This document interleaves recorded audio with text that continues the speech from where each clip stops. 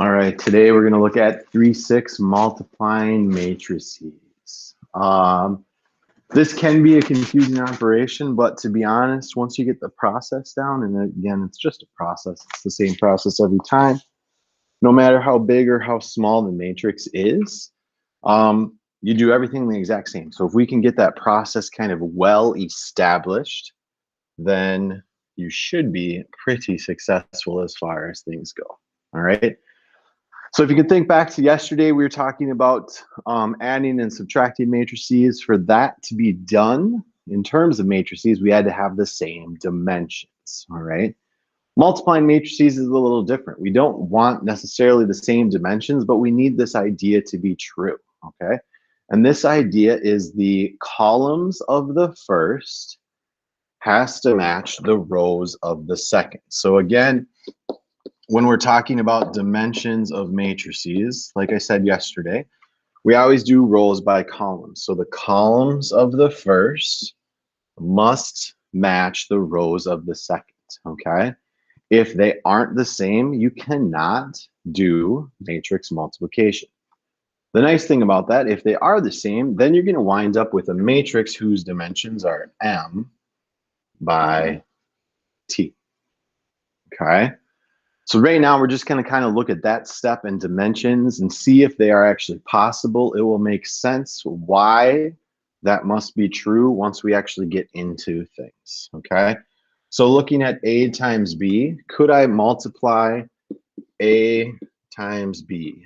Well, if you notice, the columns of the first do match the rows of the second, and the product AB is going to be a 3 by 6 matrix, okay? Looking at the next example, do the columns of the first match the rows of the second? Nope.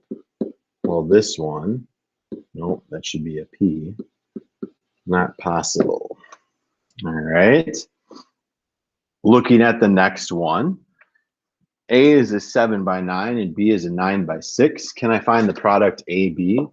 Well, the columns of the first do match the rows of the second, and we will wind up with AB, or the product AB, being a 7 by 6 matrix. And the last one here, we have 1 row and 27 columns, and then B is 27 rows and 1 column. Does it work? Yes, product AB is defined, and it's going to be a 1 by 1 matrix. That is why it is extremely important that we always define our matrices as rows by columns. All right. Getting into kind of the meat and potatoes here, and I am noticing that, oh my gosh, my matrices are not listed here. What's happened? Oy vey, oy vey, oy vey, oy vey. We'll make it work. We obviously had a glitch here in the notes, but no big deal. Find the product if possible. So B times C. All right. I'm going to tell you that B is a matrix 3, 6, 2, -2.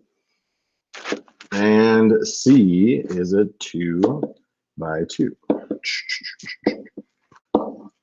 Crazy. I have no idea what happened to that. It's got to be something with math type. That's weird. Okay.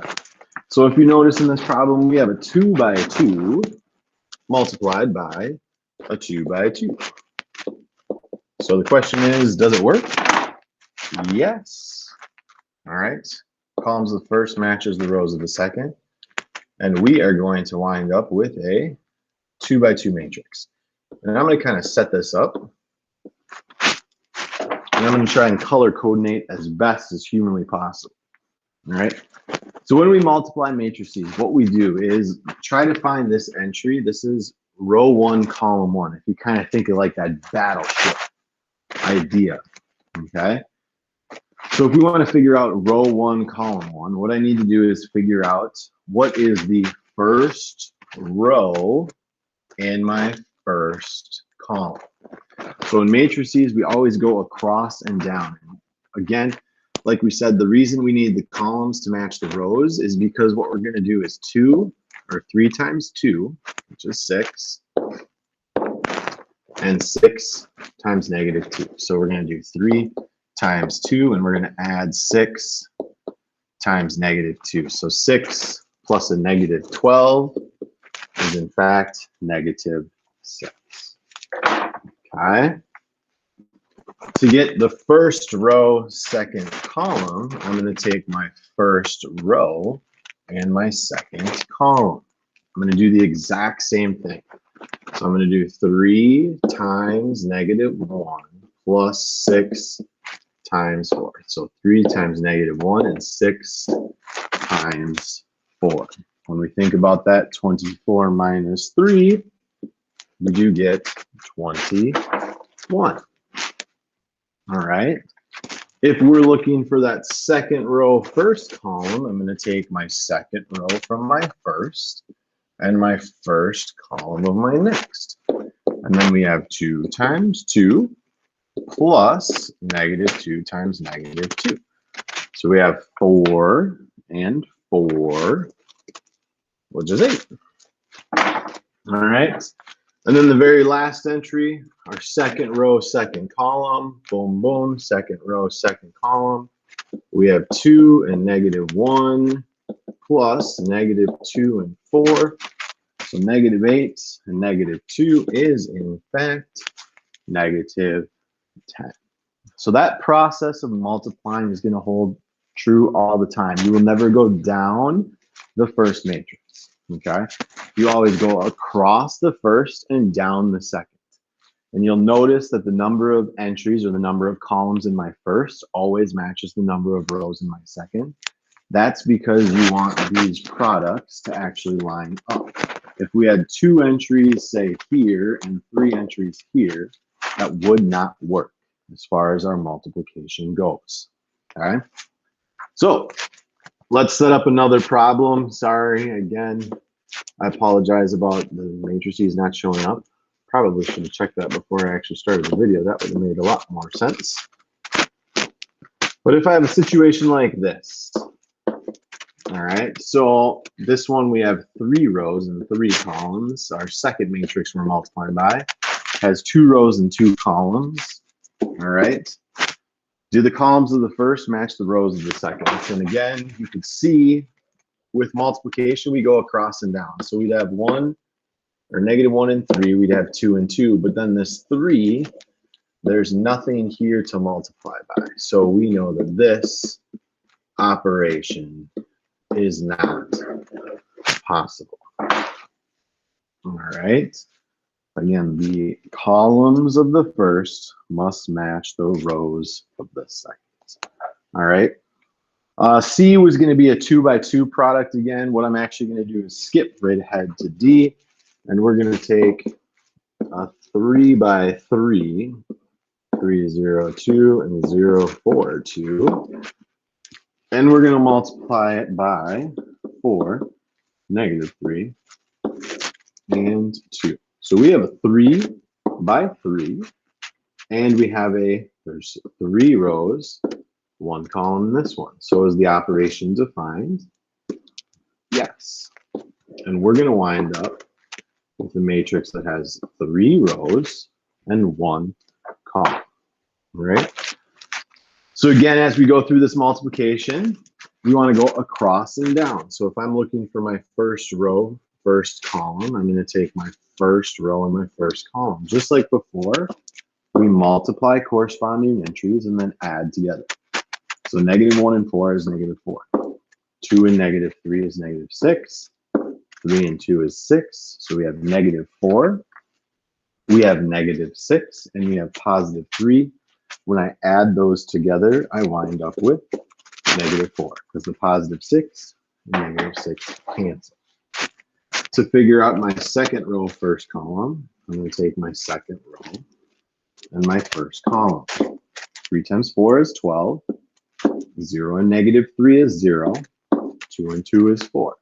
12, 0, and 4 is 16. As we continue this process through, we have our third row and our first column. 0 and 4 is 4, or sorry, 0. 4 and negative 3 is negative 12. 2 and 2 is 4, so 0 minus 12 is negative 12. Negative 12 plus 4 is negative 8. And that's the process of matrix multiplication. Again, we always go across the first down the second. If the columns of the first do not match the rows of the second, that operation is not going to be possible. If you do look at the completed notes, there's a box of properties that hold true with matrix multiplication. Keep in mind that matrix product AB does not equal AB. Matrix multiplication is not commutative. Because let's say we had a 3 by 3 and a 3 by 1. Okay. If I were to flip those around and say I'm multiplying a 3 by 1 and a 3 by 3, notice it works in this situation, but it does not work in that situation. So there are properties that work. There are properties that are not work. Commutative property in matrix multiplication typically does not work because your dimensions will probably not match up. All right. That's the process of multiplication after you do it, after you do it a few times. Hopefully it kind of catches hold of things. Again, I tried to color code the notes as best as possible so you can follow along. As always, let me know if you have questions via the discussion board, message, and or in-person class, or the live sessions. Best of luck on this assignment. I look forward to hearing